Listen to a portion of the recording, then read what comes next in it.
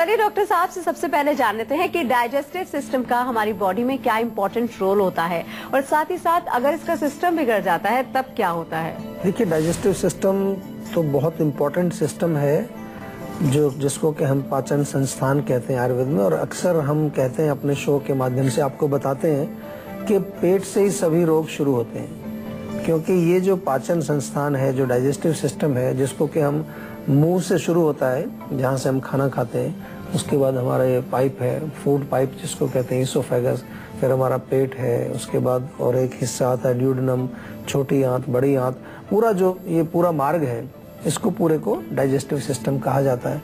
इसका इम्पोर्टेंस इसलिए है कि जितना हमारे शरीर में जो भी पोषण है, जो भी न्यूट्रिशन है, जो भी शक्ति है, एनर्जी है, वो इसके माध्यम से ही प्राप्त होती है। अगर ये सही है, अगर ये सही चलेगा, सही काम करेगा, तो हमारी हड्डियां, हमारी मांसपेशियां, हमारा खून, जो हमारे धातु हैं, जो हमारे शरीर की इम्यूनिटी पावर को जो बनाते हैं, जो हमारे शरीर में रोग प्रतिरोधक शक्ति पैदा करते हैं, वो मजबूत रहेगा। और अगर हमारा डाइजेस्टिव सिस्टम कहीं खराब है तो फिर काम खराब हो जाएगा। जैसे गाड़ी होती है, कार है आपके पास, मोटरसाइकिल है, कोई भी गाड़ी है, उसमें जो इंजन होता है, इंजन में एक हिस्सा होता है कि जहाँ पर पेट्रोल और एयर मिल करके एनर्जी बनती है। तो वो जो हिस्सा है वो खराब हो जाए, कार्बोरेटर उसको कहते हैं, उसमें कचरा आ जाए, उसमें गंदगी फंस जाए, तो पूरी जो है एनर्जी नहीं मिलेगी गाड़ी को। फिर आपने देखा होगा कई बारी कि आपकी गाड़ी जो है वो मिसिंग मारती है। मिसिंग मतलब उसमें पूरा पिकअप नहीं आता है। समझ में आया? इसी प्रकार से अगर ये हमारा कार्बोरेटर खराब हो जाएगा तो ये पूरा शरीर हमारा मिसिंग करेगा, इसमें बहुत सारी प्रॉब्लम आएंगी, पिकअप नहीं होगा, एनर्जी नहीं होगी। सुबह चल रहे हैं, ऑफिस गए, सुस्ती आ रही है, जान है ही नहीं, गाड़ी में बैठे नींद आ गई, ट्रेन में जा रहे हैं, सो गए वहीं पर। तो ये सब जो है डाइजेस्टिव सिस्टम में जब कचरा आ जाता है, उसमें गंदगी आ जाती है, उसमें खराबी आ जाती है, इसके कारण होता है। बहुत ही इम्पोर्टेंट है, बहुत सरल भी है, कुछ समझने में मेरे ख्याल ज्यादा आपको दिमाग लगाना नहीं है। कोई भी जो है चीज जब हमारे पेट के अंदर जाती है तो उसका अगर प्रॉपर पाचन नहीं होगा तो उससे शक्ति नहीं मिलेगी, बल्कि उससे एक दूसरी चीज और होगी कि अगर अपच होगा, खाना पचेगा नहीं प्रॉपर, तो क्या बनेगा? आम बनेगा। आम एक विषैला पदार्थ है जो अनेक प्रकार के रोग पैदा करता है। मैं बार बार कहता हूं कि जहां पहुंच गया आम, हो गया काम तमाम। Aam is the root cause of all diseases, ये आप समझ लीजिए, और वो पेट से ही बनता है। तो इसलिए हमारे आयुर्वेद के अंदर और हमारे स्वास्थ्य को लेकर के हम जब बात करते हैं तो हमारे पाचन की, हमारे डाइजेस्टिव सिस्टम की बहुत इंपॉर्टेंस है। एक कॉलर हमारे साथ जुड़ गए हैं, राजीव है इलाहाबाद से। क्या जानना चाहते हैं राजीव आप? सर जी नमस्कार जी। सर जी, मैं आपका रोज शो देखता हूँ टीवी पे, बहुत अच्छा लगता है, काफी चीजें जानने मिलती है मेरे को उसमें से। थैंक यू जी, थैंक यू। हाँ जी सर, एक परेशानी ये है कि मैं बहुत कोशिश करता हूँ, फिर भी सर एसिडिटी की समस्या मेरे को सॉल्व नहीं होती। मतलब कई बार ऐसा होता है कि मेरे कंट्रोल नहीं होता है, मैं कभी कभार चाय ज्यादा पी लेता हूँ, अच्छा, समोसा खा लेता हूँ। हाँ, तो लेकिन अब उसके लिए क्या ऐसा करना चाहिए, मतलब कि परहेज के अलावा और क्या करना चाहिए कि भाई उसमें एसिडिटी में आराम आ जाए? देखिए, सबसे पहले तो यही आप समझ लीजिए, एसिडिटी हो रही है, जलन हो रही है, तो चाय समोसा नहीं खाना है जब तक ठीक ना हो। ठीक हो जाए, कुछ दिन आपके एसिडिटी नहीं है, अंदर रिपेयर हो जाए, तो उसके बाद खा सकते हैं। यानी कि अगर घर में आग लगी है तो उसमें मिट्टी का तेल नहीं डालना है। मैं बार बार समझाता हूँ आपको। अगर ये नहीं करेंगे आप तो ठीक नहीं होंगे। अक्सर होता है क्या है, लोग दवाइयाँ खाते रहते हैं, उपचार करते रहते हैं, लेकिन चाय नहीं छोड़ते। एसिडिटी वालों की बात कर रहा हूँ, जिन लोगों को जलन होती है, एसिडिटी बहुत सारे लोगों को होती है। समोसा भी नहीं छोड़ते और खटाइयाँ भी नहीं छोड़ते, एसिडिक फूड खाना नहीं छोड़ते। तो सबसे पहला उपचार, आपने परहेज की बात पूछी है, तो गर्म चीजें मत खाइए, बहुत इंपॉर्टेंट है। और विपरीत में क्या करना है आपको, एंटासिड यानी कि जो एसिड को नष्ट करे ऐसी चीजें चुन लीजिए। बहुत सारी चीजें हैं। हम अगर औषधियों की बात करें तो आयुर्वेद में बहुत सारी औषधि हैं। एक हम चूर्ण बताया करते हैं आपको बार बार, अभिपत्तिकर चूर्ण। अभिपत्तिकर चूर्ण 1 चम्मच भोजन से पहले आप ले लीजिए, मिल जाएगा आपको, हमारे यहाँ भी मिलता है, कहीं किसी हमारी क्लिनिक से जाकर ले सकते हैं, या प्रॉपर चेकअप करा के डॉक्टर से दिखा करके दवाइयाँ लीजिए। क्यों ना आप जो है डॉक्टर से, आयुर्वेदिक चिकित्सक से परामर्श कर लें पूरा। हो सकता है कुछ और भी कारण हो उसमें, रोग और ज्यादा गहराई में पहुंच गया है, तो केवल आप इस पर ही निर्भर मत रहो कि बस मैं ये कोई मुझे डॉक्टर साहब कुछ बता दें तो मैं वो खा लूं और मेरा काम हो जाए। हमेशा समझना चाहिए कि मेरे को तकलीफ जो है किस लेवल की है, कितनी गहरी मेरे को जो है ये रोग पहुंच चुका है, उसी के अनुसार चिकित्सा करनी चाहिए। लेकिन फिलहाल आप अभिपत्तिकर चूर्ण का जो है जरूर ट्राई करिए, उससे आपको लाभ मिलेगा।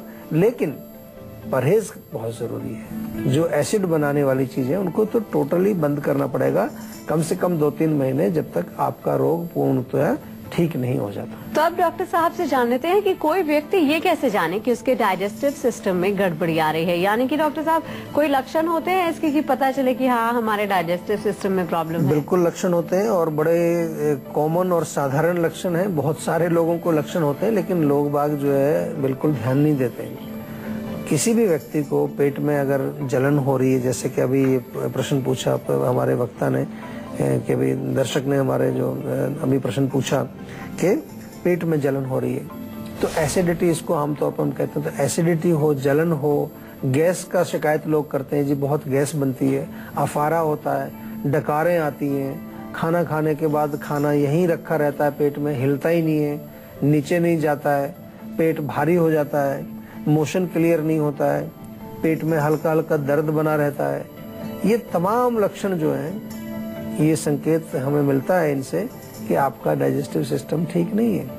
जो खाना पूर्ण रूप से पचना चाहिए वो नहीं पच रहा है, वो आपके आंतों में, आपके पेट के अंदर कहीं ना कहीं वो अनडाइजेस्टेड फॉर्म में, फर्मेंटेड फॉर्म में वहां पड़ा हुआ है और उससे फिर ये लक्षण आपके पैदा हो रहे हैं। तो ये लक्षण बहुत अहम है और बहुत शुरुआती लक्षण भी है। आम तौर पर बहुत सारे लोगों को, मैं कहूँगा कि शायद 70-80% लोगों को ये प्रॉब्लम्स होती है, क्योंकि हम लोग इस पर ध्यान नहीं देते। कुछ लोग तो सोचते हैं कि नॉर्मल है। नॉर्मल कोई बर्फ कभी आ जाए आपको, कभी कभार गैस रिलीज हो जाए, कभी पेट में थोड़ा गुड़गुड़ हो, कभी कभार, कभी महीने में, कभी 2-3 महीने में कुछ ऐसे लक्षण दिखते हैं, तो वो उसको हम एक बार नॉर्मल। लेकिन अगर एवरीडे आपको प्रॉब्लम हो रही है, रोज रोज प्रॉब्लम हो रही है, हर समय प्रॉब्लम हो रही है, तो फिर वो नॉर्मल नहीं है। फिर ऐसे में उसको छोड़ दीजिए। फिर आपको आयुर्वेदिक उपचार आना पड़ेगा। आपको तुरंत जीवा की किसी भी क्लिनिक में जाकर के, अपने शहर में जाके जहाँ पर भी रहते हैं, जीवा की क्लिनिक अगर वहाँ है, डॉक्टर से तुरंत मिलिए। क्योंकि पेट के रोगों का आयुर्वेद में सबसे अच्छा उपचार है। कोई भी पेट की प्रॉब्लम हो, आपको किसी पैथी में जाने की जरूरत नहीं, सीधा आप आयुर्वेद में आइए।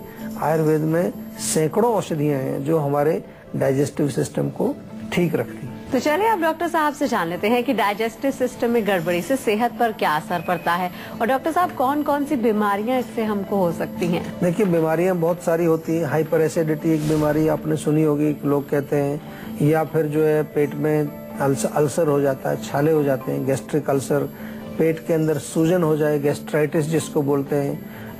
जो पेट के बाद जो छोटा हिस्सा है ड्यूडेनम, वहाँ पर अल्सर हो जाए, ड्यूडेनल अल्सर, और या आपकी आंतों में जो है स्वेलिंग हो जाए, कोलाइटिस आपको हो जाए, कॉन्स्टिपेशन आपको हो जाए, या आपको फ्लैचुलेंस यानी कि गैस फॉर्मेशन होती है बहुत ज्यादा, या आंतों में अल्सर हो गए, अल्सरेटिव कोलाइटिस आपको हो गई है।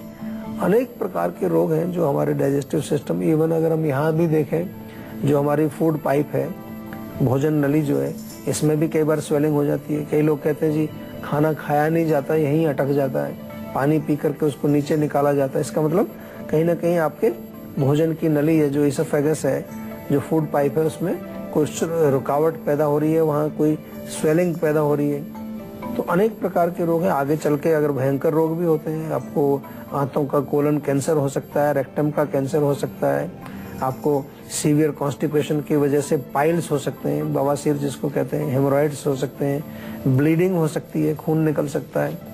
तो डाइजेस्टिव ट्रैक्ट में बहुत सारे रोग होते हैं जो कि हमें उनको ध्यान रखना चाहिए। और क्योंकि डाइजेस्टिव ट्रैक्ट अगर हमारा सुरक्षित नहीं है और स्वस्थ नहीं है, तो और जो दूसरे ऑर्गन्स हैं, दूसरे जो सिस्टम्स हैं, उनके ऊपर भी उसका दुष्प्रभाव पड़ता है। एक कॉलर हमारे साथ जुड़ गए हैं, मनोज है गुवाहाटी से। क्या जानना चाहते हैं आप? नमस्कार सर। नमस्कार जी। सर, मेरी उम्र 35 साल है। मुझे 5 साल से बीपी की शिकायत है। बीपी हमेशा हाई रहता है जी। दवाइयाँ खा रहे हैं लेकिन कम नहीं हो रहा है।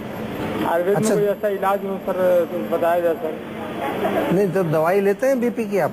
जी हाँ सर, लेते हैं लेकिन कम नहीं हो रहा है, उससे बीपी बढ़ा ही रहा है। देखिए, सबसे पहले तो अगर दवाई ले रहे हैं तो उससे कंट्रोल होना चाहिए, और अगर कंट्रोल नहीं हो रहा है तो उसमें दो चीजें आपको समझ में आनी चाहिए। या तो आपकी दवाई है वो उस पर काम नहीं कर रही है, दवाई शायद आपको चेंज करनी पड़ेगी, और पैरों में तलवों में थोड़ी मालिश करिए, और मुलेठी का चूर्ण जो है आधा आधा चम्मच आप सुबह शाम नियमित रूप से सेवन करिए। लेकिन रोग के मूल क्यों ब्लड प्रेशर आपको रहता है, थोड़ा व्यायाम करिए, सैर करिए, ब्रीदिंग करिए, जिसको कि हम कहते हैं आपको बार बार योगासन, प्राणायाम, ध्यान, इससे भी ब्लड प्रेशर हमारा ठीक होता है। बहुत सारी रिसर्च हुई है कि ध्यान से, मेडिटेशन से, ब्रीदिंग से, इनसे हमारा ब्लड प्रेशर नॉर्मल आता है। हमारे हृदय की गति भी जो है वो नियमित होती है।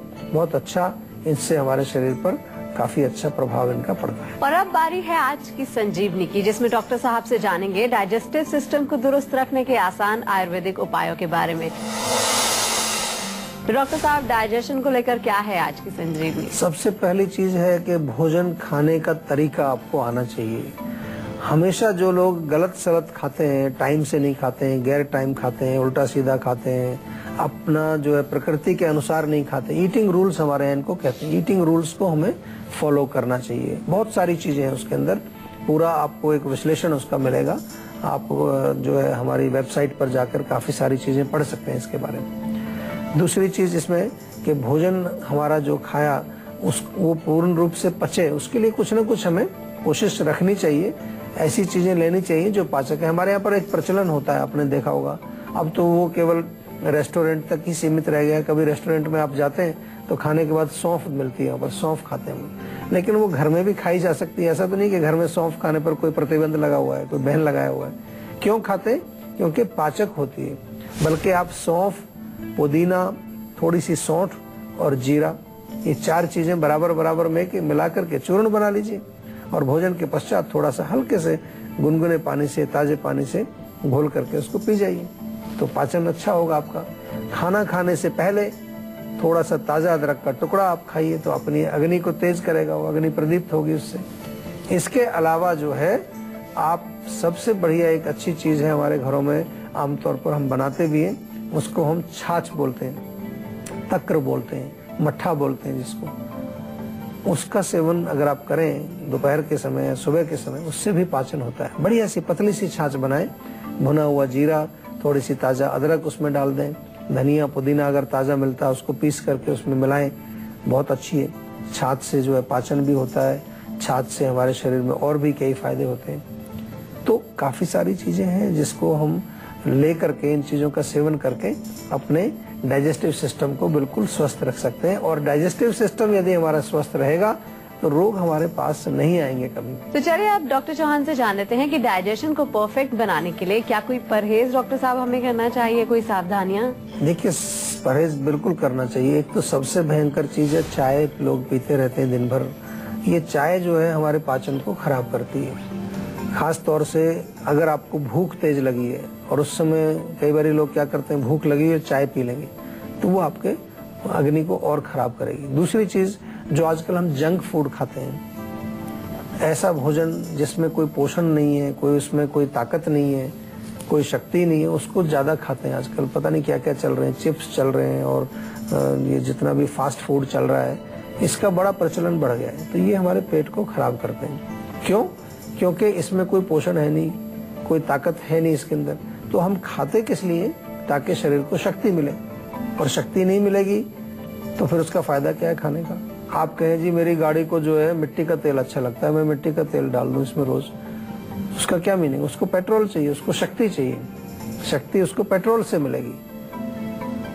तो इसी प्रकार से हम जंक या गंदी चीजें अंदर पेट में नहीं डालें। अगर अब बारी आती है संजीवनी टिप्स की, जिसमें डॉक्टर साहब आपको बताने वाले हैं कान के दर्द से छुटकारा पाने के कौन कौन से हैं टिप्स।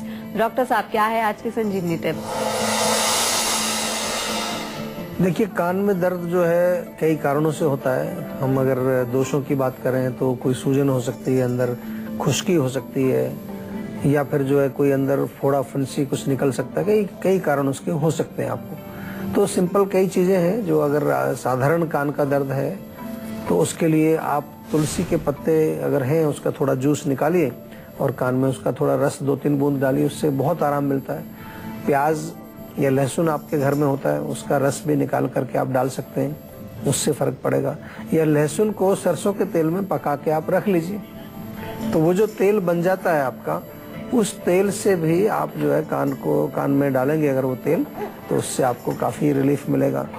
इसी प्रकार से जो है बकरी का दूध अगर मिल जाए आपको ताज़ा कहीं पर, बकरी का दूध, तो वो भी कान के दर्द को दूर करता है।